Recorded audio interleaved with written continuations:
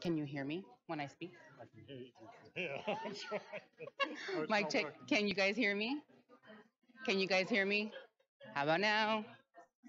Mic check. Maybe I should open the levels on the audio board. How about now? Yes, maybe. Yes. All right. So, if anyone's interested in eating, now would be a great time. Mic check. Check one, two, three, four. Mic check one, two, three, four. Mic check one, two, three, four. Mic check one, two, three, four. Mic check one, two, three, four. Mic check. Anybody? Can you hear me? Hello, hello.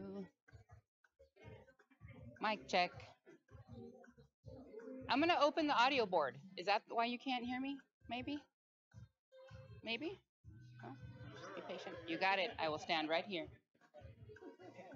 Hi there. We're mic check. One, two, three, four. Mic check. One, two, three, four. Mic check. One, two, three, four. Can you hear me? Mic check. One, two, three, four. Mic check. One, two, three, four. Hello, everybody. The the speakers aren't on. No, the speakers aren't on. No. Oh, they're not. Oh, It might be an idea to announce to people to start I'm eating. going to. That's what I'm going to do right now. Hi, everybody. It would be a really good time for those of you who would like to eat something to go to the food tables and start eating. So I'm inviting everybody to enjoy yourselves.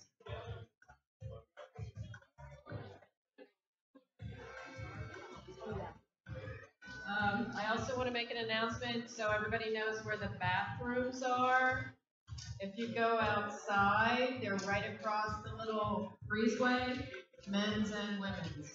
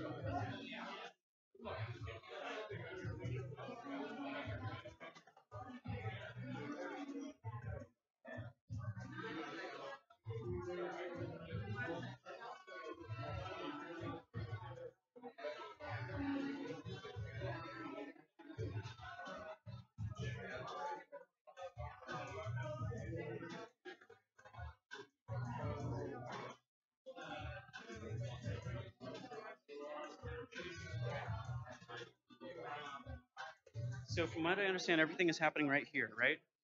Right at the lectern. Yeah, Maybe I just mean, to the side, ever so slightly. I'll, for someone short like me, I have to stand to the side because otherwise Sure. I disappear. And I would say for you, maybe since the flower's on this side, maybe just step to your right, and Okay, then we'll step pick you over up there. here. Okay, So this is your mic. That's for the house. okay. And this And is, then this is for the stream and for the record. okay, so if I stand over here, Yeah, should I? that'll be fine. I'll pot you up. Yep. Okay, so that'll be fine. Yeah. Like this. Okay, but tell people that the stand is either behind or close to the podium. All right. Okay. And then, okay, should everything go wrong, Alejandra is standing by to hop up. And this is going to these two, and we can raise it. I don't expect anything to go wrong. This should be pretty solid, but it's wireless, so we have a wired backup. That's what that is. Okay. Awesome. Thank Cool. you so much. All right. Okay. Thank you, Emery. Of course. Okay.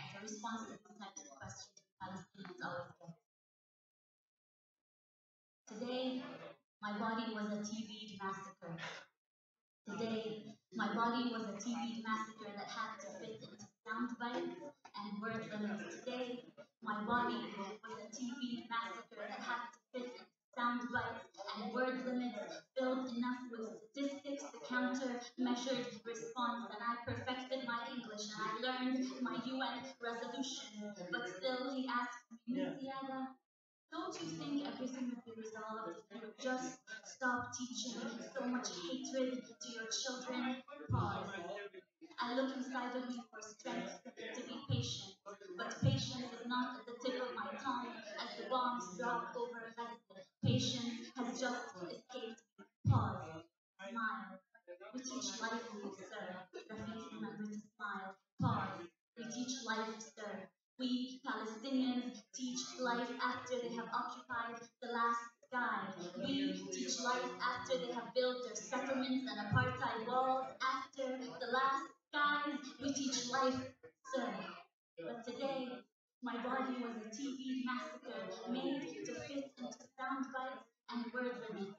And just give us a story, a human story. You see, this is not political. We just want to tell people about you and your people. So give us a human story. Don't mention that word apartheid and occupation. This is not political. You have to help me as a journalist to help you tell your story, which is not a political story. Today, my body was a TV massacre. How about you give us a story of a woman in Gaza who needs medication? How about you? Do you have enough bone-broken limbs to cover the sun? Hand me over your dead and give me the list of their names in 1,200-word limit. Today, my body was a TV massacre made to fit into sound bites and word limits and move those that are desensitized to terrorist blood. They felt sorry for the cattle over Gaza. So I give them UN resolutions and statistics, and we condemn and we deplore and we reject them. These are not two equal sides, occupier and occupied, and 100 dead, 200 dead, and 1,000 dead. And between that war crime and massacre, I vent out words and smile, not exotic. Smile, not terrorist. And I recount, 100 dead, 200 dead, 1,000 dead. Is anyone out there? Will anyone listen? I wish I could wail over their bodies. I wish I could just run barefoot to every refugee camp and hold every child, cover their ears so they wouldn't have to hear the sound of bombing for the rest of their life the way I do. Today, my body was a TV massacre. Let me just tell you, there is nothing your UN resolutions have ever done about this. And no soundbite I come up with, no matter how good my English gets, no soundbite, no soundbite, no soundbite, no soundbite will bring them back to life. No soundbite will fix this. We teach life, sir. We teach life, sir. We Palestinians wake up every morning to teach the rest of the world life, sir.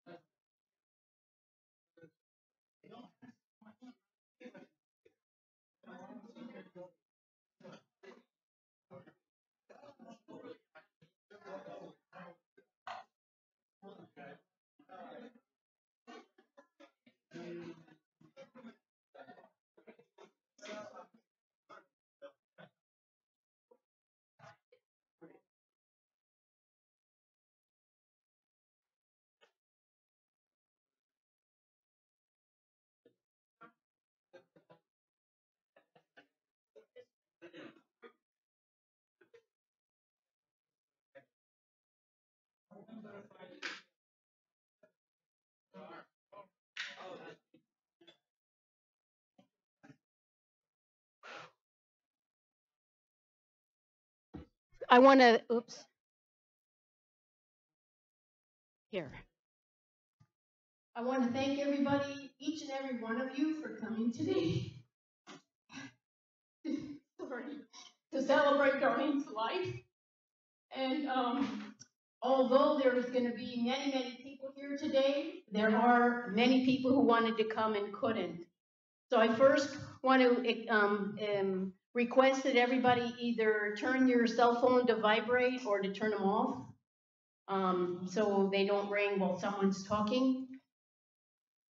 So I want to first express my deepest gratitude to a few people. First, the Sunnyvale Presbyterian Church for donating this room, the chairs, the tables. There was a donation bucket marked Sunnyvale Presbyterian Church over there where the drinks are. So if anybody, if a few of you or some of you or many of you could, make some donations, because they don't do this. They do not let people use this room for free. I also want to thank Susan Brooksbank, who is a member of the church, and she's back there operating the sound. And she is the one who asked the church if we could use the room for free. So she also set up the slideshow that was playing up there on the screen and set it to music, and of course helped set up the room.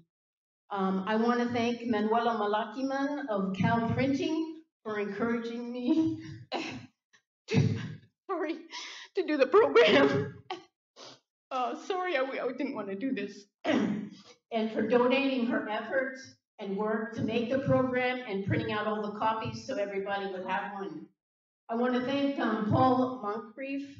He's sitting in the back. He's the one who is doing the live streaming. He volunteered to do that, and all the efforts and work he did to research and make it happen, to enable people who couldn't be here today but are watching it from home.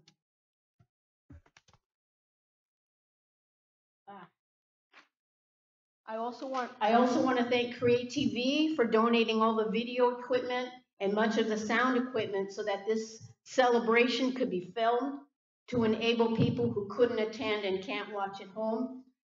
It will be put up on my YouTube channel. Palestine will be, once I get it edited and uploaded. I want to thank Emery Hudson, a friend of mine in Darlene. He's using his expertise and time to film. He also set up all the film equipment. I want to thank Alejandra Moreno, also a friend of mine in Darlene who works at Create TV, for volunteering her expertise to set up the sound equipment. For those of you who want to donate money, there is information in the program and also on the table over there. Donations should go to the Freedom Flotilla Coalition's Solidarity with Gaza Fishers. The funds will be used in 2017 to support the Gaza Fishers, and in 2018 to purchase boats to sail again to break the illegal Israeli blockade on Gaza. You can put your donations in the donation container on the table or take home the information and send a check from home. Those of you who are speaking, and on your chairs you have the little origami boats. Thank you to Jane Jewell, who made and folded all the origami boats for everybody so that you have the information on your chair. I think she folded like 100 origami boats. So for those of you who are going to be speaking, please limit your comments to 2 minutes if you can, because there are a lot of people speaking today. And I really want to enable everybody to say what they want to say.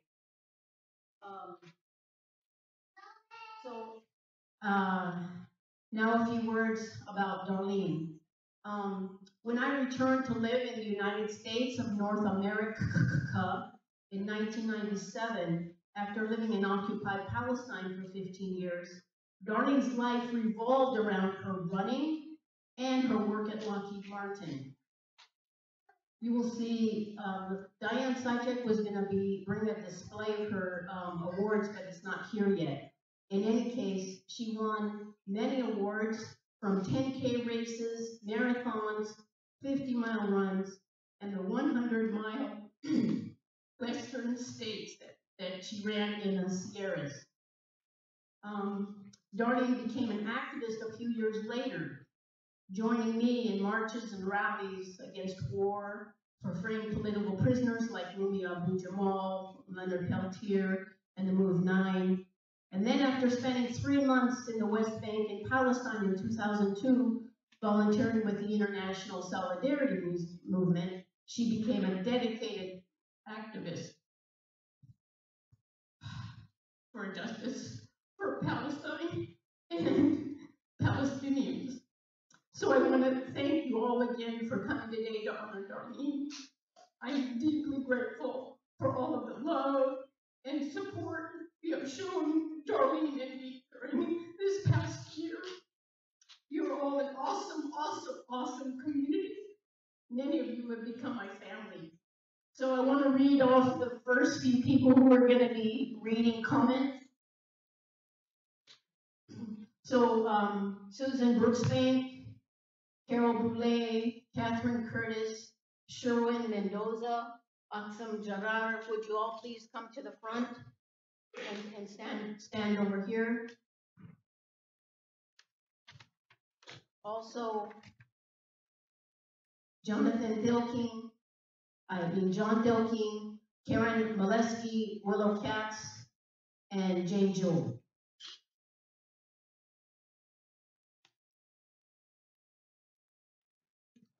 And stand over here in front of the flowers and close to this mic. And close to this one. Okay. I'm reading from Jim and Ernestine Hicks that are friends of Darlene's from her work and at Legal Shield. They write, "We are both so sorry for the loss of Darlene. We both worked with her at Lockheed for several years and built a very close friendship. We lost contact when we all retired, but got reconnected via Jim's Legal Shield business. Darlene was a very knowledgeable person and was definitely committed to freeing the Palestine people. Her spirit, dedication, and high energy will be greatly missed. She has left all of us with a lasting legacy. We will miss her." From George Camerata. Marcia and I will be in Eugene, Oregon for my niece's wedding day on the day of Darlene's celebration, so unfortunately we won't be able to attend. But we'll be there in spirit. Somehow it seems fitting to connect the end of Darlene's life with the beginning of this young couple's new life and Darlene's new beginning. I will miss the unwavering energy and enthusiasm which Darlene brought to the many causes she fought so strongly to defend.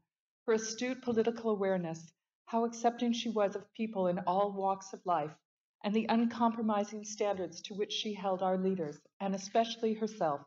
She brought out the best in all of us. But mostly I will miss her company, especially during those difficult days in the hospital and at home confined to a bed. Her positive spirit and her love prevailed throughout. She brought her activism to bear right to the very end, in her insistence that the state recognize and honor people's right to die with dignity. This she decided unaccomplished in spite of the state, fuck the state, and in the process she helped move the awareness of her friends, the doctors and nurses, and the institutions that were tending to her. And of course, Donna, you are there in all of this. It's damn near impossible to separate the two of you in my awareness of Darlene's life. You and she will forever be entwined in ways the rest of us can never even imagine. You and Darlene will be forever in my thoughts, and more importantly, in my actions.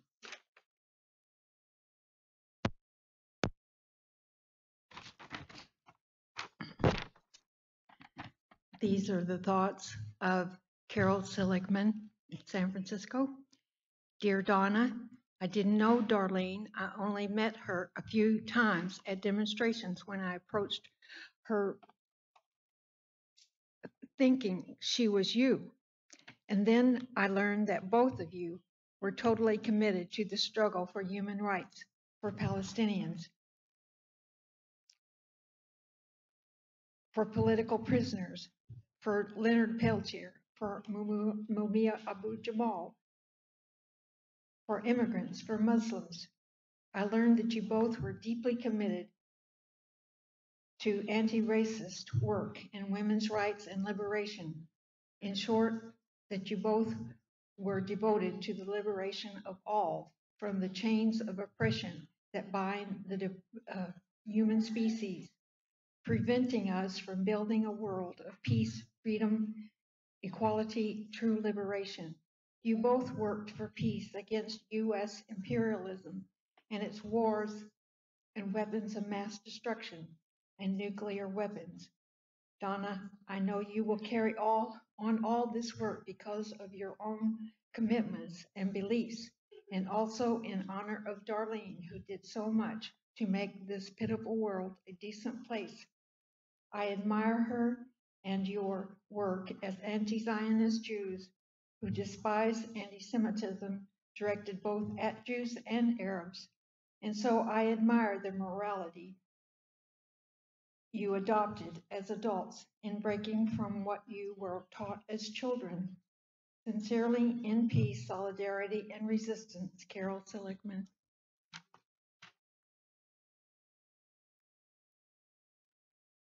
From Leila Faruhi, Atlanta, Georgia. Dear friends and family, I'm sorry that I could not be here in person today with you all to celebrate Darlene's life. I know that she has touched so many people and that her kindness, compassion, and legacy will live on. I can't remember when she and I first met, but I know we were introduced to each other by her twin sister, Donna, whom I consider like an aunt. Darlene's passion and selflessness taught me so much, to read between the lines and always stand up for what I believe in. I remember about 5 years ago when I moved to Lubbock, Texas, I received a gift from Darlene. Although being one of the most conservative cities in the nation, Darlene had researched and found a fair trade, organic, and bird-friendly coffee shop and sent me a gift certificate to it. That coffee shop, called Yoga Bean, soon became my favorite hangout spot for sipping coffee and working on my computer. I am thankful to have been able to share part of my life with her. She lives on in the hearts of us all. I would like to end by sharing a quote from the spiritual leader, Eckhart Tolle, who teaches about the oneness of all life and a consciousness beyond the world of form. Death is, quote, death is a stripping away of all that is not you. The secret of life is to die before you die and find that there is no death, end quote. Thank you. Leila Faruhi, Atlanta, Georgia.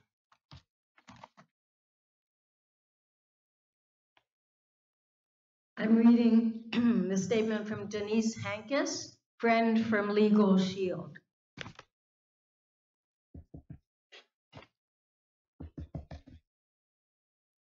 I've got to say, I've never met anyone quite like Darlene. Such a mix she was. She was a strong, vigorous, and ardent supporter of what she believed in, and not afraid to vocalize it or take action on it. She was a tireless volunteer, exhaustively attentive to the last detail. She gave so much of herself to others. I don't know where she got the energy. Yet she possessed a softer, quieter side too. She possessed such a willingness to listen and absorb the thoughts and feelings and regard the feelings of others and accommodate. She would ask my opinion on things, reflect on it, and always thanked me for it. A reflective soul, to be sure. She was sometimes maddening and always endearing, as we all are at some point in our lives. But Darlene was all that and so much more. Such an interesting mix she was. She was the oak tree that knew how to bend if it needed to. In the future, when I see an oak tree, especially if it's a short one, I will think of her and smile.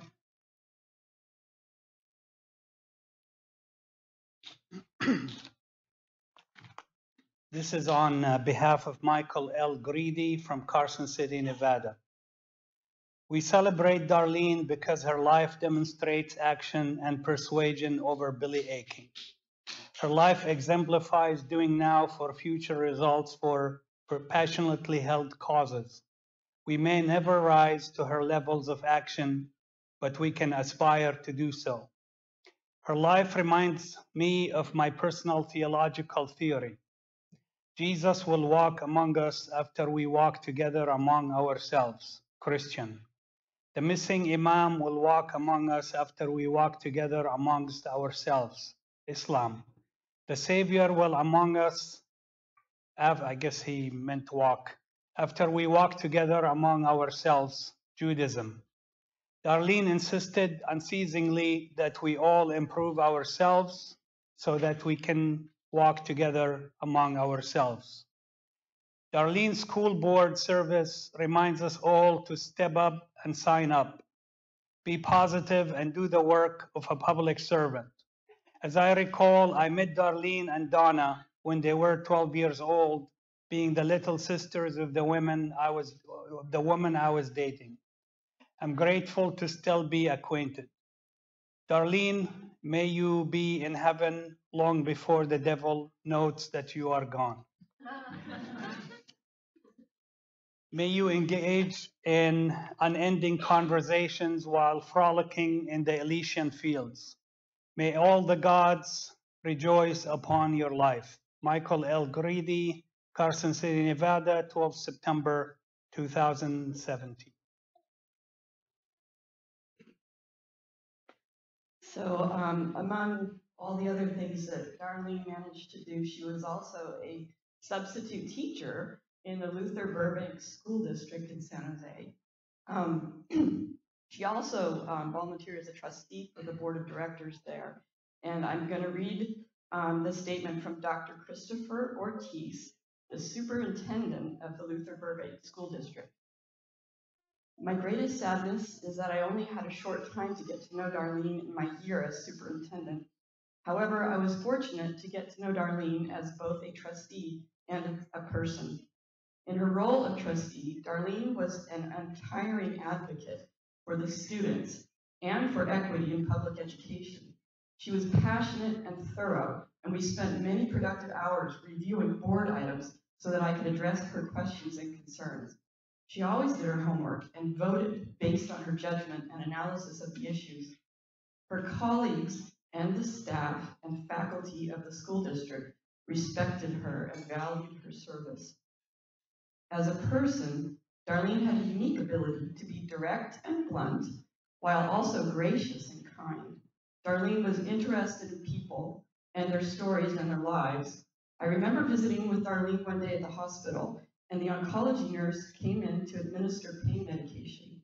Even in the midst of her pain, Darlene's face lit up, and she had a wonderful conversation with the nurse about the nurse's career, her goals, her personal story, her unique name, and how thankful Darlene was for easing her pain and for spending a few minutes visiting with us. The nurse gave her a big hug before she left. Darlene had a wonderful ability to connect with people. She had a big heart and a love for people. I miss Darlene very much, and I'm so thankful for her service and dedication to the Luther Burbank School District and to our students and staff. I know we are all better people for having had Darlene as part of our lives.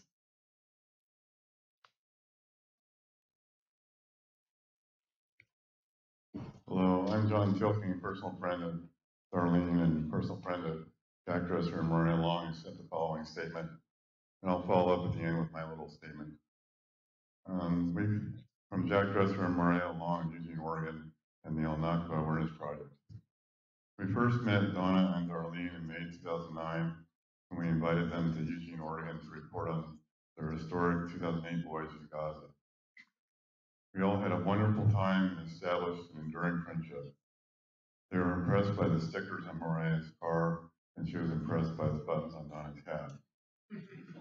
During their visit, we attended a Palestinian cultural event in Portland for which their participation was offered but declined. Jack recorded an interview with them on his living room love seat for his weekly community TV program, which provided content to effectively dynamite Eugene's Hasbara brigade, however temporarily. Their 2009 presentation also included video footage shot by Darlene from a Palestinian fishing boat under water cannon attacked by the Israeli Navy before she was abducted at sea and imprisoned by Israel. One attendee at their presentation was so moved that he decided to visit Palestine himself.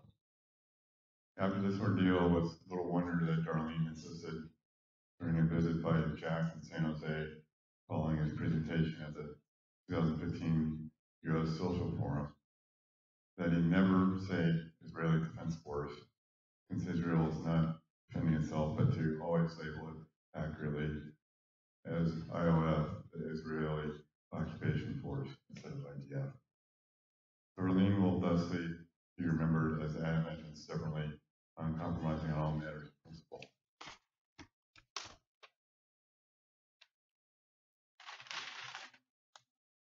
These two were partners in many ways. Darlene will be dearly missed, but I'm sure she knew how lucky she was to have so devoted a sister in Donna, who cared for her day and night for months during her painfully cruel fight with cancer. Thankfully, Donna remains with us, and we want to acknowledge and thank her for what a wonderful sister she was to Darlene under the most trying circumstances. On my own personal note, I knew Darlene a little bit. I was living in San Jose during much of the time, part of the time when they were out there at the Cesar Chavez Park every Monday protesting for the Palestinians. And often myself, who showed up on occasion, and Darlene and Donna were the few people that were out there consistently. So I really appreciate that they were out there all the time, a lot more than I was, but you know, they were out there every week, rain or shine. So I really appreciate that. Thank you.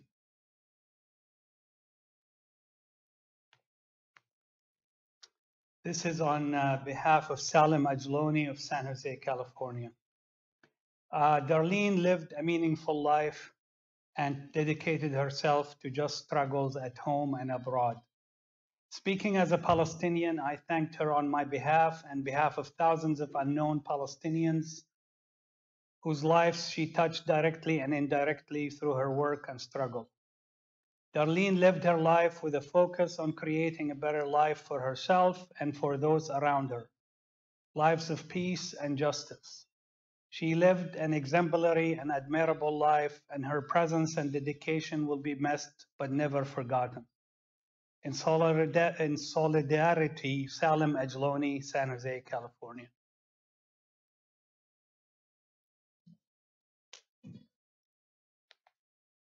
From Gail Kowalski Adams, San Jose, California.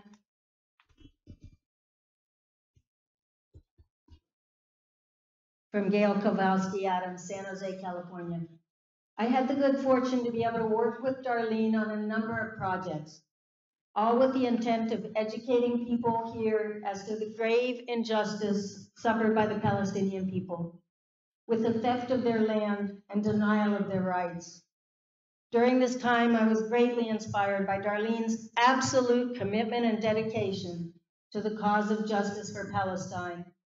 I helped with her video presentation of the trip to Gaza, where she accompanied Palestinian fishermen who attempted to pursue their ancient fishing rights in the sea bordering Gaza.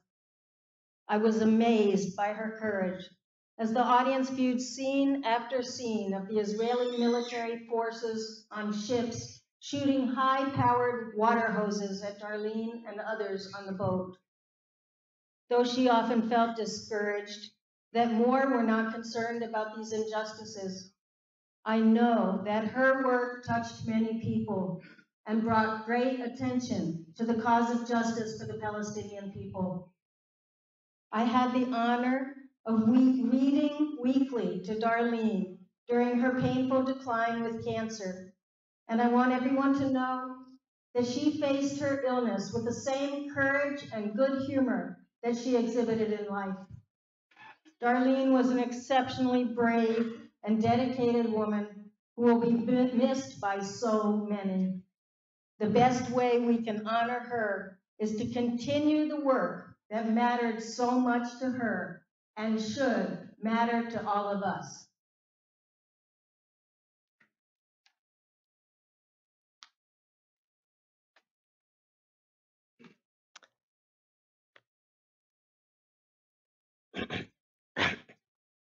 First, I received an email from Colonel Ann Wright this morning, who wants to give her very best regards to everybody here, and of course, especially to Donna. I'm going to read an email from Mahfouz Kabarati, a Palestinian out in Gaza with whom both Donna and Darlene worked closely, helping the fishermen. I'm so sorry to hear her passing, our beloved Darlene. We was broken-hearted by this sad news. No words to say are expressing our feeling. On behalf of Palestinian friends, fishermen and families who had honor to meet in Darlene, I would like to express our sincere condolences to Donna, her family and all friends of Darlene. She was brave, supporting and helps Palestinians in solidarity. She was always there in the sea with fishermen, in the farm with farmers when they needed her for help. Never forget you. And Vittorio, both of you will be in our heart, thoughts and prayers. Stay in peace. Our best regard for Darlene family, Donna, Jane, and all friends. Mahfouz Kabarati, Gaza, Palestine.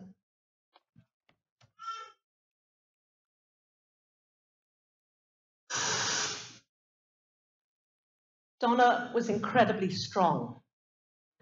Sorry, Darlene. Thank you. They're both my friends. Darlene was incredibly strong, and Donna as well. But Darlene was a friend that you could lean on when you were feeling weak and vulnerable and lost and bewildered. You knew you could lean on Darlene and she would not fall over. She was extremely strong and a wonderful friend to have. In addition, her strength was a wonderful asset to her Palestine work for solidarity for the Palestinian people. As you know, her sister Donna was out in Israel. She prefers to call occupied Palestine. Don't worry, I'm mentioning that. And when Donna came home, she had witnessed firsthand what the Israelis were doing to the Palestinian people. And she inspired her sister to join in the struggle for Palestine. So now the world had two Wallach sisters on the Palestinian cause, which was pretty formidable. 2 out of 3 is not a bad score. So she was very strong. She was also incredibly strong-willed and determined. You could call it stubborn if you like. She could drive us nuts with her stubbornness, couldn't she, Donna? But when it came to Palestinian activism, her stubbornness was a huge asset. Now, you may know that she was kidnapped from a Palestinian fishing boat when she was doing solidarity work with the Palestinians. And the Israelis took her and they put her in a jail in Israel. Now, they do this to activists to try and break their spirit. They put them in a filthy cell, which may have cockroaches or whatever, dirty blankets or no blankets in November. And this was to try and break Darlene's spirit. Well, they didn't know Darlene, did they? Instead of being broken, on the contrary, she went on a hunger strike to try and get the Israelis to return the fishing boats that they had stolen from the Palestinian fishermen. I prefer to say stolen rather than confiscated, because confiscated, you give the kid back something when they behave, but when you steal something, you don't. So she went on hunger strike. In addition, she managed to smuggle in a cell phone into her Israeli jail cell, and she did an interview on Democracy Now!, which you can listen to if you want to hear Darlene speak about Palestine. It's so strong. So do Google Democracy Now!, Darlene Wallach, and you'll get that interview. Thirdly, I want to talk about her courage. As you know, both Donna and Darlene went out to Gaza on the Free Gaza movement boats, the first 2 fishing boats to break the siege that was around Gaza, the first boats to arrive in Gaza after 41 years, first 2 boats to arrive from international waters. And before they set off, they were all told by the Israelis that they were going to be killed. And they were given the chance to opt out if they wanted. Not a single one of those 44 people changed their mind about going. They all wrote their wills, they wrote about what they wanted done with their remains, and off they went on these 2 rickety old fishing boats all the way to Gaza. Both Donna and Darlene were horrendously seasick. Did that put them off? No fear. Once they arrived on dry land, you'd think they thought Thank God I'm staying on dry land. No fear, it wasn't long before both of them turned round and went out on a fishing boat with the Palestinian fishermen to help them and to record when they were being attacked. And we're going to show you now a video of how incredibly courageous Darlene was, because she was up on deck filming one of these water attacks by the Israelis. I said to her afterwards, why the heck didn't you take cover? You could have been killed. I would have been under a bench in fetal position. And she just said, no, I had to get the footage. So she was risking her life to witness the Israeli attack by water on a Palestinian fisherman. And we'd like to share this video with you now.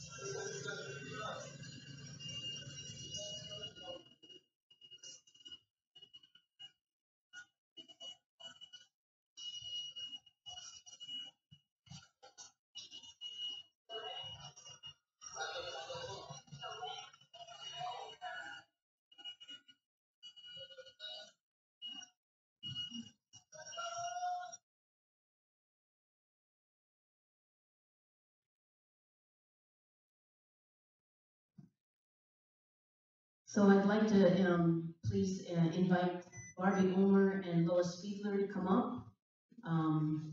Megan Weisler and Fatty Saba and Susan Brooksbank and Sue Chow and Bill Venners.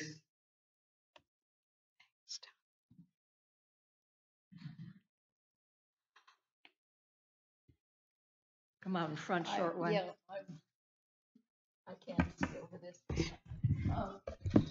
I'm Barbie Omer, co-founder of the Peace and Justice Center in San Jose, which is celebrating its 60th anniversary. This next week, 21st of September, you're all invited. Charlotte Casey is the treasurer, and Lois Fiedler. Lois Fiedler is on the board representing Women's International for Peace and Freedom.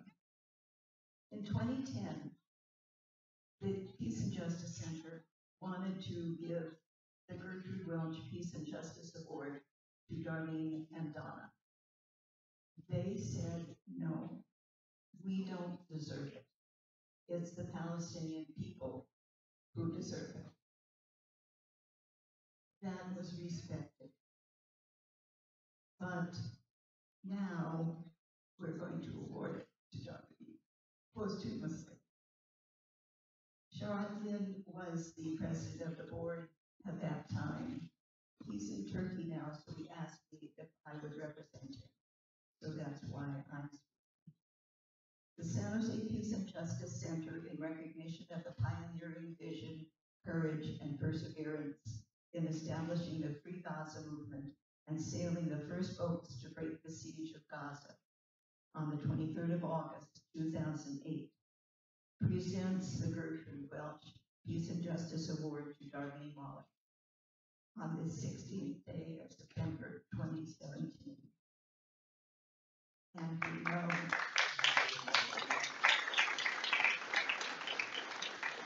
And we all agree that this is also for the Palestinian people. And I guess we're going to have to wait to present it posthumously to Donna. And I hope that won't be soon at all. Thank you.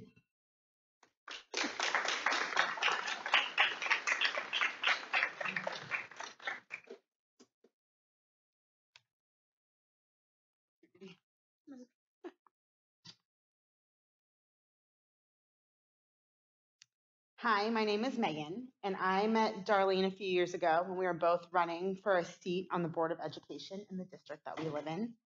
As an educator, I consider myself a lifelong learner, but I didn't truly understand what that meant until I met Darlene.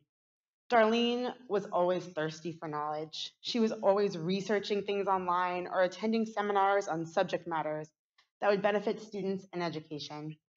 Darlene was never afraid to ask questions or admit when she didn't know something. She would listen with an open mind and an open heart. Darlene would take information in, ask inquiring questions, and then reflect on what she was going to do with her newfound knowledge. Oftentimes, she would call me to share what she had learned or want to brainstorm ways that it could be applied to education. It is fair to say that Darlene was curious about many things in the world. She would enlighten me with things taking place around the world and often say how disgusted she was with certain political matters. Occasionally, we would get into a debate over a topic or an issue. We would go back and forth a bit and often agree to disagree. Even still, Darlene would accept my views and not judge me for thinking differently. During our time on the board together, Darlene impressed me with her resilience. When the board president would ignore her, turn her down, or straight up be rude, Darlene would never give up. Each month, she would return to the board and continue to argue her point. Darlene was an exceptional board member. She reviewed the agenda, she researched items, asked questions, and reached out to stakeholders to get their viewpoints. Darlene oftentimes visited the school, volunteered in classrooms, and attended school-wide events. When students would attend board meetings to share their discoveries, Darlene would light up with excitement. She was an active listener and appreciated of students for sharing with us. As time went on, Darlene and I became more than just teammates for the same cause, but friends. Darlene would often come over to our house and visit, or we would run errands together. When she discovered that I was pregnant, Darlene was over the moon with excitement. By the time Amelia was born, Darlene was pretty sick. But that didn't stop her from expressing her love for our child. Amelia and I would go over to Darlene's house and visit her. She would struggle to get out of bed, and I would beg her not to move, but Darlene insisted that she get up to kiss us hello and goodbye. During every visit, Darlene wanted to know about the school board meetings. We would send her the agenda, and she would stay up to date with everything going on as best as she could. Sometimes she would even call in to cast her vote or share her thoughts. As time went on, Darlene continued to courageously fight, and Amelia and I continued to visit Darlene at her home or in the hospital. I would read books to Amelia, and every once in a while, Darlene would smile or give a little giggle. I am so thankful for the times I had with Darlene and the times we shared together, both on the school board and in our personal lives. Thank you.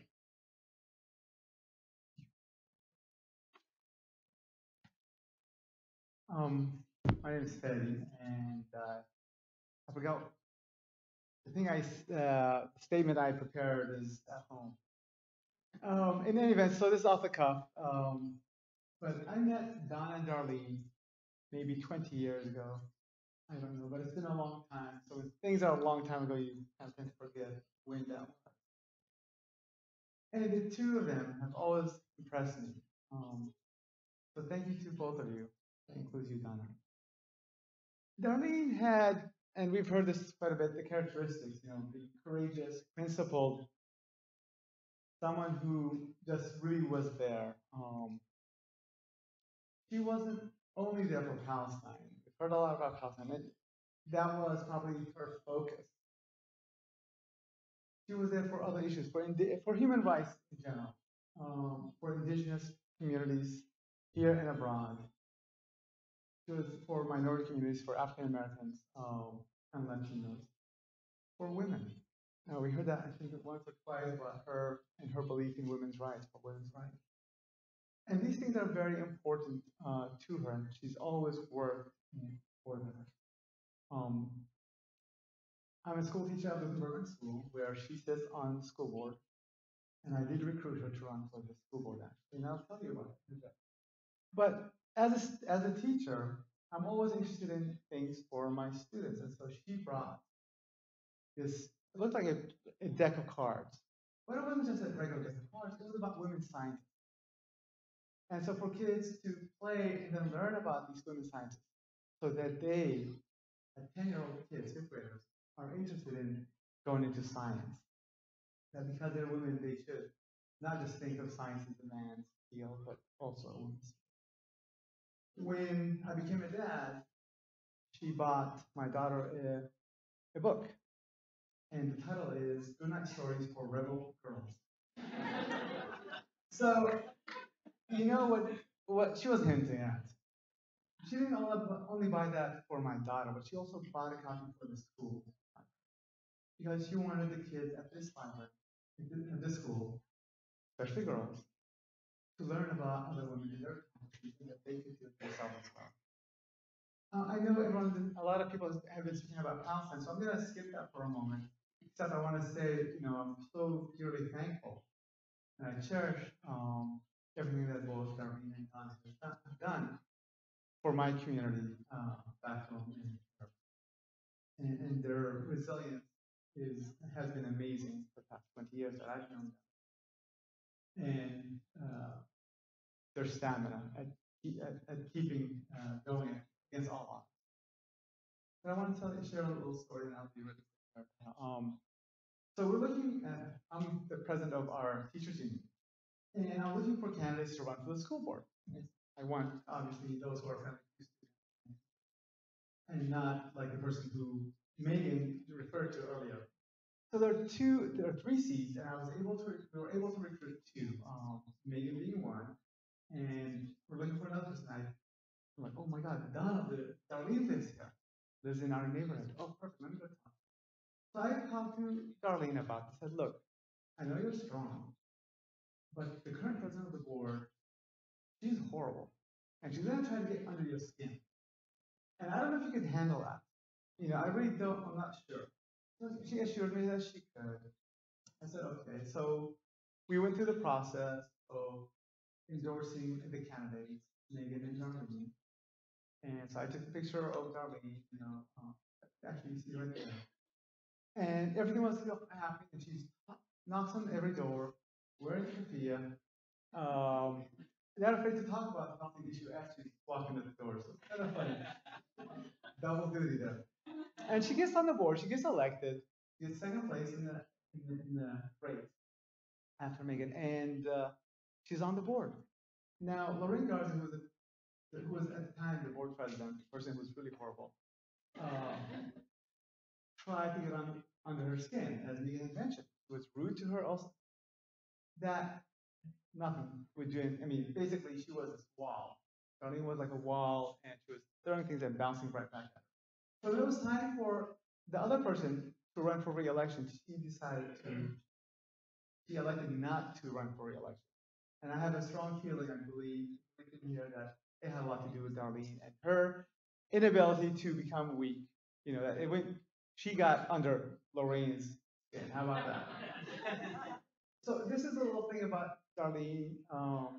She's touched a lot of people, not just in Palestine, or for Palestine, but for all these other beautiful communities out there.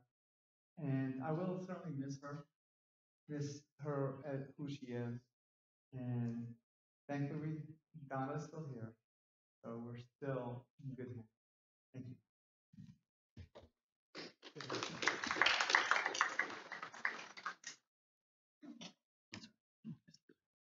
Hello, my name is Bill, and this is my wife Sue. And Darlene was our friend. It's hard to believe she's not here. I just wanted to say a few thoughts about how she affected our lives and how we saw her affecting others. I met her up in Colorado at a programming class that I was teaching, and she was a student. And it turns out she's from San Jose, and she loves running, and my wife loves running. So that's how we kind of became friends. Later, we hired her. She worked for us for many years, and we just became friends. And I think one of the things that impressed me about her, and the reason, well, it was just her character was she like had a good heart. So she obviously cared about big causes, and she would do something about them, not just have an opinion. She would actually take risks to her life for things she believed in. And there was a lot of people have talked about that today. But I also saw her just in little things. She would be just very kind to other people who she knew, who were like us. She did a lot of really nice things for us. Yes. So she's not only helping people with big causes, but little causes, like how many people would give up her day without asking for help, that she says, oh, I'll come help clear up your garage for you. I'll help you move. And she basically stayed up the whole night helping us move from Sunnyvale to Walnut Creek without us even asking. So she's done many, many favors for us. She's driven us to the airport without us asking at all. So apart from the big things, she's always thinking of other people and trying to help as much as she can. Yeah. Yep. And so that's what I whenever we'd go out to lunch, she would strike up a conversation with the waiter or the waitress and ask them about their lives, and she'd always say, "That's awesome," you know, whatever it is they want to do. Or I'm a waiter, but I'm going to go to school to do something, and she'd give them encouragement. And I that's pretty rare, and I was really always admired and was inspired by that in Darlene. And I will say that she'll always be in our lives because she's helped the company so much in researching what you should do about sending this parcel or whatnot, that every time I'm searching for, you know, like somebody would ask me a question, oh, how much does it cost to send this? And right away, Darlene's email shows up. So she'll always be in our lives. So Darlene, we're going to miss you, but you'll always be in our thoughts. Okay. Yeah. Yeah, she lives on digitally. But I just wanted to say one last thing about Donna. Donna, I saw you taking care of your sister for all those difficult months. And I just wanted to say thank you. Thank you for taking such good care of me. Thank you.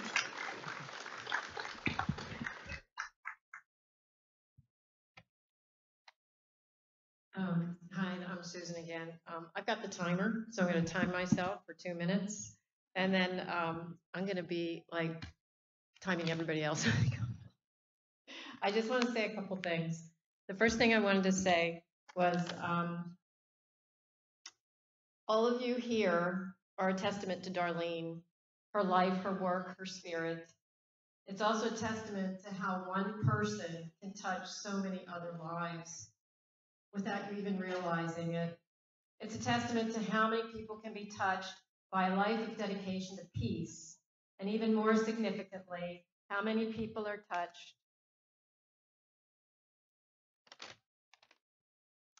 by enthusiasm, energy, boldness, and kindness. And most of all, kindness and having a loving attitude toward everyone. The other thing I wanted to mention was that everybody here in this room is an activist of some sort. And one of the things that we watched happen to Darlene was this struggle of wanting to die. And the laws in the state of California made it extremely difficult for her to fulfill that wish. Every time she thought she was ready and that she had everything set in motion and set in place, something was thwarting her. There was either a 15-day delay, or another doctor had to get an approval, or something was going on. And it ended up, you know, we were watching her, and poor Donna was watching her sister suffer through insufferable pain. I mean, it was just, it was sad to watch Darlene go through this. And it was much, so her life was extended much longer than she wanted. And so if you can, spend some time and focus on being able to change some of the laws for the people that want to die with dignity.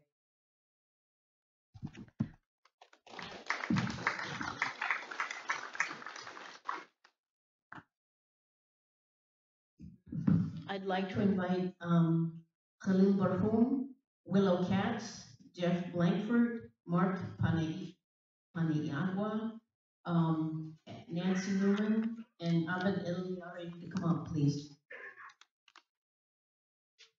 Thank you, Donna. Initially, I wanted to speak off the cuff because there's much to say for Darlene, but I was instructed to stick to a time limit, and you know how hard it is for someone in the teaching profession to do that. So I prepared a statement. It's so fitting that we are gathered here today to mourn, not to mourn, but to celebrate Darlene's life. Indeed, there is a lot to celebrate. In ancient Rome, when a person died, the question was asked, was he a good man? Not was he a rich man or a powerful man? In fact, we have the same tradition in Arab culture. So in their ancient wisdom, both the Romans and the Arabs always realized that one's power, accumulated wealth, and material possessions are all ephemeral. What is everlasting is a person's human decency and his or her compassion toward their fellow human being, of which Darlene had plenty. Of all the ways one can classify people, there's a simple and straightforward one. Is the person a giver or a taker? In this classification, there's no doubt in my mind which type of person Darlene was. She lived a remarkably simple and humble life so others might live and prosper. As such, she left an incredibly light footprint on earth, but a huge imprint on the many people she has touched. As a Palestinian, I always took comfort in seeing her actually at speaking events and rallies in support of our Palestinian cause. As co-chair of the Palestinian American Coalition in the Bay Area, I am confident that I speak for most of the Palestinian community here when I say that our community has lost a good friend and an exemplary human being. Wherever she is, I'm sure that Darlene must be organizing another rally right now for human rights and justice in Palestine. And not to be mistaken for anyone else, she will be wearing her ever-present Palestinian kufiya wrapped around her neck, chanting, "No justice, no peace." So long, my friend, you may be gone from our midst, but your memory and great example do live on.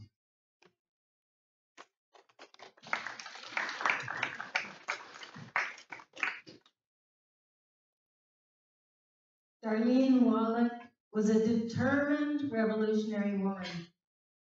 Darlene was fierce and loving in her complete and passionate dedication to justice and the right of return for Palestine and Palestinians, and to her fight to free political prisoners held in the U.S., such as Leonard Peltier, Hugo Pinel, Rochelle Sink McGee, the formerly incarcerated and consequently liberated Assata Shakur, and many more.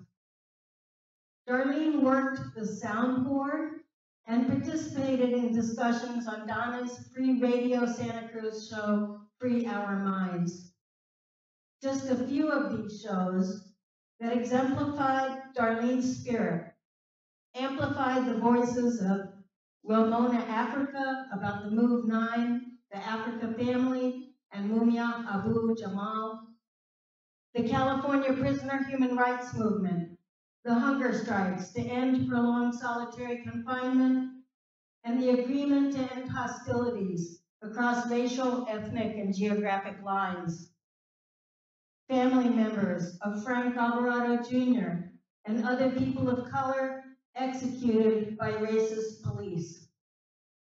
Paul Spector, registered nurse, fired by the California Department of Corrections for exposing their torture of incarcerated people. The Lavalas flood of the Haitian grassroots movement toward liberation and economic and social justice, opposing UN occupation of Haiti and attempts to return dictatorship there. When re-diagnosed with cancer, Darlene visualized victory and the liberation of her body from cancer and pain. Darlene was fiery and fierce and loving. We will miss her terribly, but she will always be with us in spirit. Darlene Wallach, presente. Darlene Wallach, presente. Darlene Wallach, presente.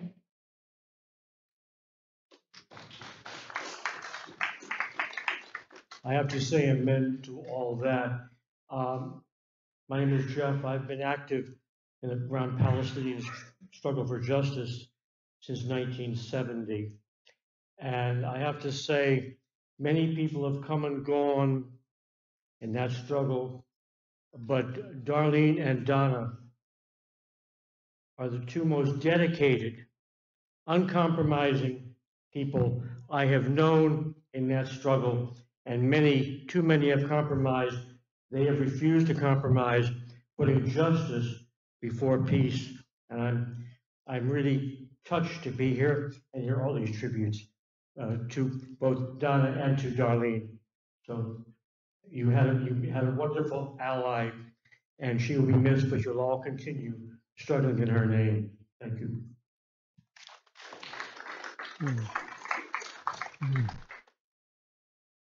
Hello, my name is Mark, and I got to know Darlene through my wife Kai and her Legal Shield family. And the first thing that really struck me about her is just her servant leadership. She was always willing to jump in and help, never asked for kudos. As a matter of fact, she kind of shied away from it. And just to let you know how active she was in just helping people out, she was multiple times named the Volunteer of the Year for Legal Shield, even though she, again, shied away from the kudos. I wanted to come here as a tribute to Darlene, just to continue to get to know her. I mean, just because she's not here doesn't mean that you stop getting to know her. I'm getting to know her by getting to know people here that I've never met before. So I just wanted to say that I invite you also to give tribute to Darlene by getting to know somebody here that maybe you don't know, getting to know a little bit more about her. Thanks.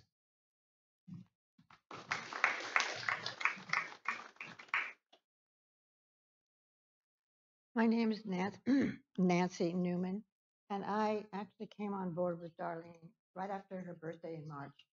I was chosen to be the volunteer for her Hospital Valley, to do Reiki on her and to give, I'm sorry, what am I doing wrong? I've never taught, sorry. Okay, I was chosen to go and be her volunteer to do Reiki on Darlene and tried some aromatherapy with her, which turned out to be absolutely the blessing of all blessings for her, it seemed. When I met her, I had no idea about her history or her activism, but we had some interesting little shared experiences. So we kind of immediately bonded right then and there. And it was like we were kind of sisters. And same with Donna, because we all were walking the same path. Also, I was very, very off the path. But anyway, they were there sort of keeping me on guard. But I was so amazed by Darlene's unbreakable spirit, her discipline, and her incredible gratitude. And I got to be the recipient of that all the time. It was so much like almost like it was almost fake because it was too, there were too many thank yous. There were too many, oh my God, I love you so much. How can you be doing this for me? It was just endless, just spewing forth of unconditional love.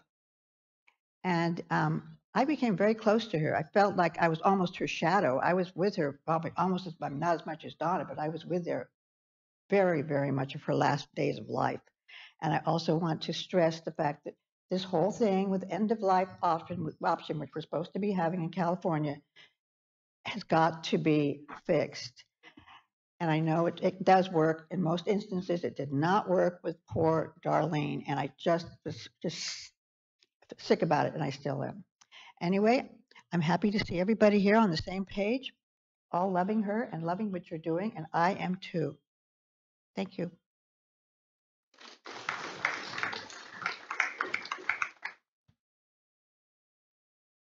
Hello, everyone. My name is Abdurrahman, or Abid for short. I met Donna and Darlene about 3 years ago. For those of you who know, I was one of the co-founders of the Students for Justice in Palestine at San Jose State. And from that, yeah. Thank you. From the start, from whenever we needed any help, Darlene and Donna were definitely always there.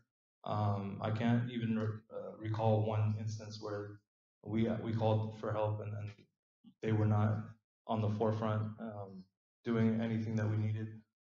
I don't want to sound repetitive. Everybody's speaking so highly of her, and I thank Darlene for all of her work that she's done for my people in Palestine.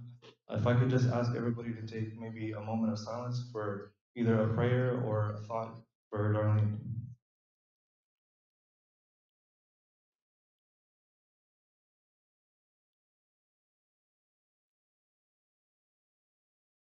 Thank you.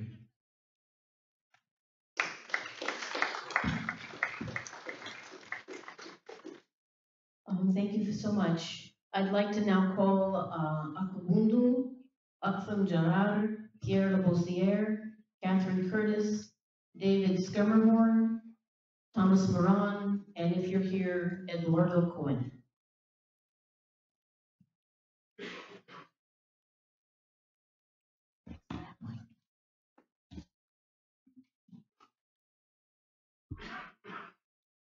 Greetings, everyone. My name is Akabundu Mazu, and I'm an organizer. And I met, the last time I saw Darlene and Donna, I believe it was when the Students for Justice in Palestine had brought a very excellent Palestinian poet, Rimi Ganazi. If you haven't heard of him, look him up. But anyway, it was during the time that I realized that Darlene was battling cancer, and she made it to this program, and we had brought a handful of students in there, and just her spirit. I mean, there was no talk of her battling cancer or being ill. It was right to the students and impacting them and encouraging them and giving them information and history and knowledge. And that's how I will always remember Darlene, just because of that's where I met her. I met her on the front line of struggle. I always saw her on the front line of struggle. That familiar fist pump that she and Donna do when they sit in the front of whoever is speaking, it would etch in my mind, whether it would be in Oakland or San Francisco or San Jose. if I didn't see them come in, I'd see these little fists going, oh, they're here. So to Darlene, I pump my fists.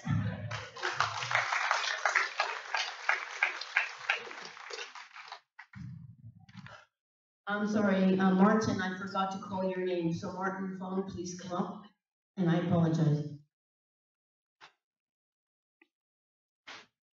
Assalamu alaikum, peace and shalom. What can I say about Darlene that hasn't been said already? As a Palestinian, of course, I have to mention her tireless work in support of the Palestinian cause, along with Donna, of course, and their trip to Gaza on the first Gaza boat in 2008 and what took place after that. But on a more personal level, I can't remember, and this is a discussion the three of us had several times, when or how or where I met Donna and Darlene. But it has been at least 10, maybe 15 years. If you want to find out who your real friends are, ask them to help you move. When I had to move out of my house in San Jose after so many years of living there, I was overwhelmed, frustrated, and on the verge of a nervous breakdown.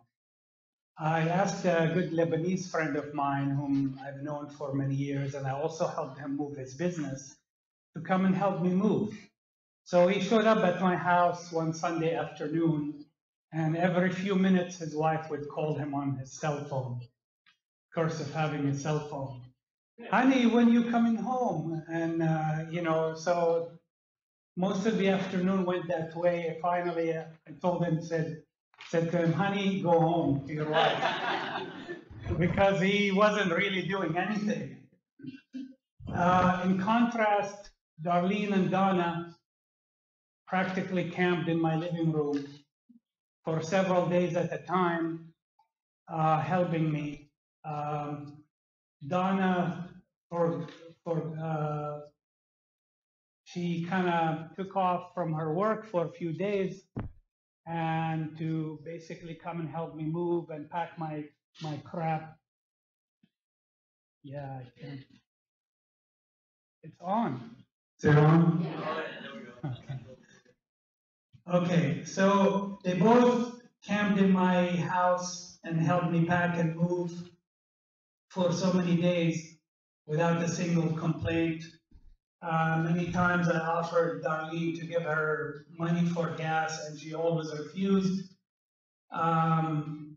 When I worked in New York, Darlene would come to my house and take care of my mail and call me or email me about any urgent matters or bills I need to take care of.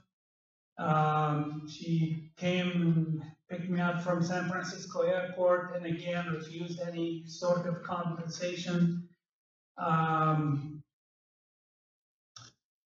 also remember one time I gave Darlene a ride on the back of my motorcycle.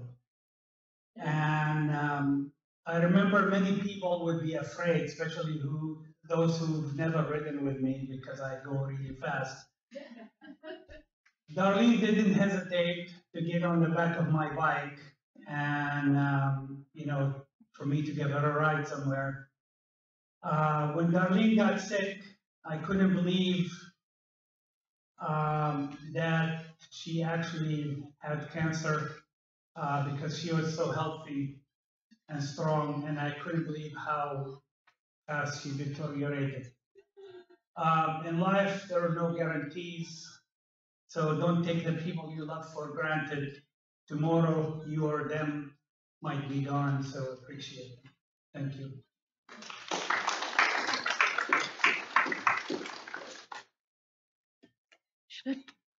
Donna, should I talk into this as well?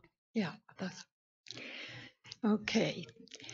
I met Darlene before I met Donna.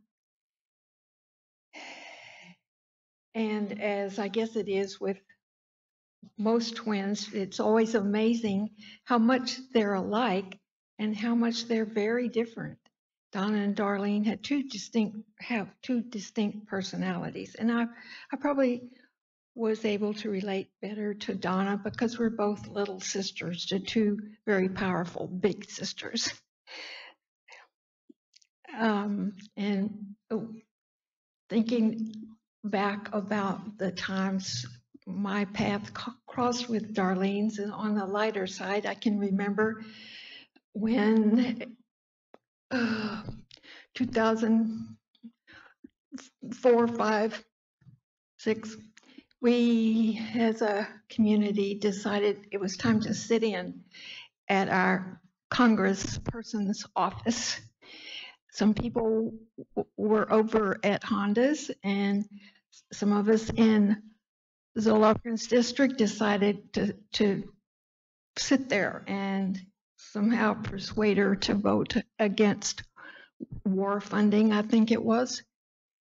And we had been there for several days. We always, Darlene always showed up before she was opposed to, as I recall, and I took up the rear. But we had been sitting there, probably bored to death for several hours, and I realized she was staring at me curiously. She said, "Don't you know that makeup is really bad for your skin?" Yeah, Darlene, I do. But she, I knew that she ran and that she's a very healthy person. So I tried to take her advice. Another time that our paths crossed, we used to hand out literature a lot at street corners, and some street corners were better than others. Were better.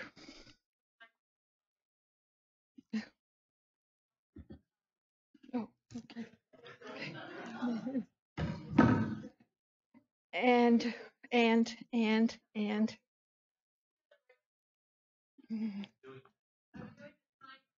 Oh, you're out of time. oh, okay, all right, okay.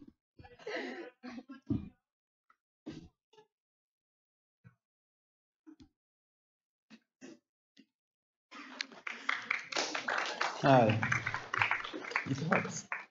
Good afternoon, everyone. I'm here to add my voice. My name is Pierre Labossière, and I'm with the Haiti Action Committee. And I'm here to add my voice of thanks to Darlene and Donna. Whenever I say Darlene, I say Donna. Whenever I say Donna, I have to say Darlene as well. They are that much of a team, very impressive. I just want to say a big thank you to her, to Darlene, for all the work, the solidarity that she has shown to the people of Haiti. As many of you know, Haiti is not on the very front pages of the paper, and it's been that way by design. And so it was quite a comfort to me each time when we have a demonstration in Oakland or San Francisco to see Darlene and Donna there. And I know their focus, they have so many areas of focus, primarily Palestine, but take a look at the buttons on Dana's hat. And the world is their country, and to do good is their religion.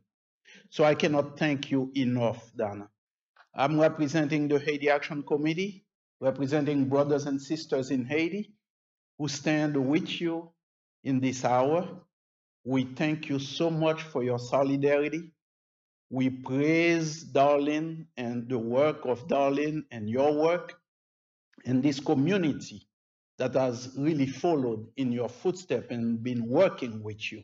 And we urge you to continue in Darlene's spirit. Darlene is with us and will continue to be with us. We stand with humankind in their struggle for justice and equality. So thank you so much, so very much, Dana. Thank you, Darlene, and all the best to the family, and we are there for you.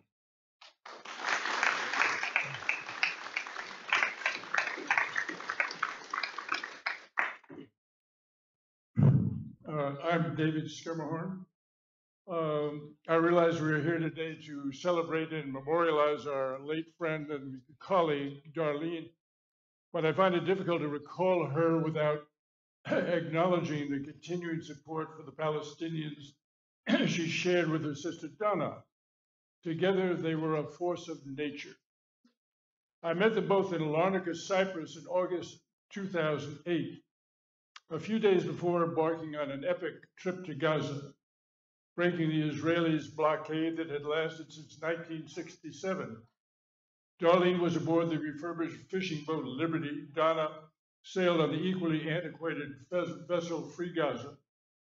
After a stormy night filled with jammed communications and dire threats from the Israelis, we reached Gaza. Thousands of Palestinians lined the harbor shore, cheering the unlikely arrival of these two old fishing boats. In the following days, I joined Darlene and Donna and other passengers on bus tours of the tiny enclave of Gaza. We were greeted everywhere by crowds cheering their welcomes and congratulations at finally having bested the Israelis. Those were memorable occasions. I did not see Darlene or Donna again until I moved to San Francisco a few years ago. We actually first reunited at a demonstration by thousands in Oakland against an Israeli cargo ship. It was a marvelous surprise and occasion. Since then, we shared various other rallies and fundraisers in the Bay Area. It was always a pleasure. We will miss you, Darlene, and none more than your sister Donna. But be assured that she continues with your vision, your energy, and your feisty ways, so you can rest easy.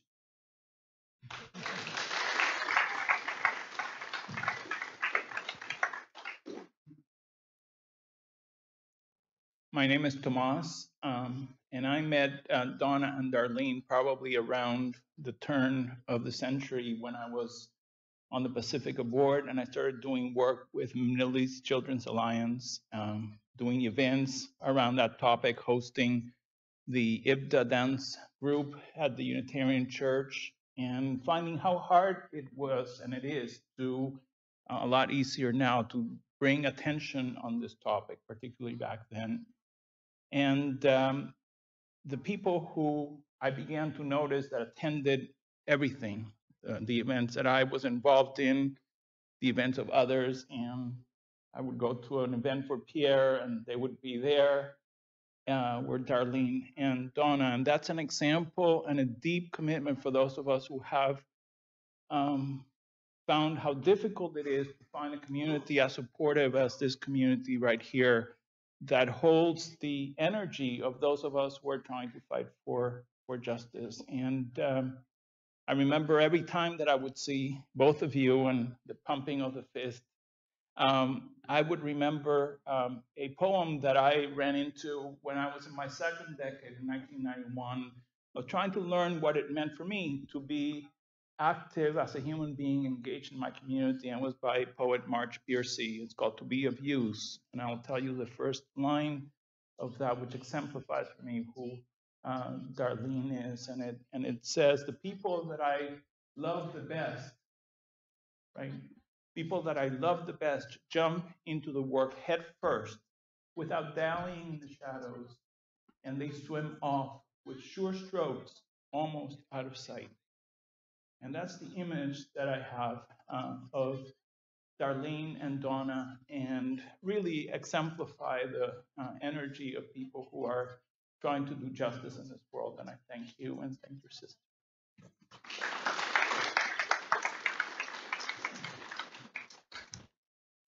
So I'm Martin Fong. I'm the husband of Donna Baranski Walker, who's the founder and executive director of Rebuilding Alliance. Today she's traveling to Washington, where she's bringing Palestinian children to speak on Congress on Tuesday. So my wife's words. Darlene was a woman of determination, steadfast and true. Someone who would always find a way forward, find a way to share support, find a way to support what she believed in, and to extend us, those who shared her belief, through her help and good energy. That Darlene and Donna worked and lived in Gaza as part of the international solidarity movement is remarkable and inspiring. All that All that I do in Gaza is influenced by her and Donna's sense of what is right. I promised Darlene I would find the families she worked with there and share a light with them.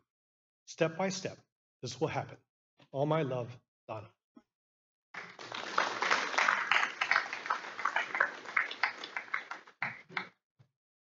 Okay, so that's the end of the program. I don't know how much longer we can stay in the room, but I think there's still a lot of food. So those of you who haven't had a chance to eat yet, and those of you who ate at the beginning, you must be hungry by now. So please partake in the food and drink and talk among each other. And I just want to thank everybody very, very much for coming today. I want to make a very special thank you to my dear friend Kivu Nyasha, who made incredible efforts to make the trip all the way from San Francisco down here to be here for Darlene today, and her aide Tina enabled Kivu to be here, and it meant so much to me. I know that Darlene would be jumping up and down for joy to see Kivu here. So again, I want to thank each and every one of you for being here today. I know there's some of you I haven't yet said hello to, but I will come up and say hello to you now. Thank you again.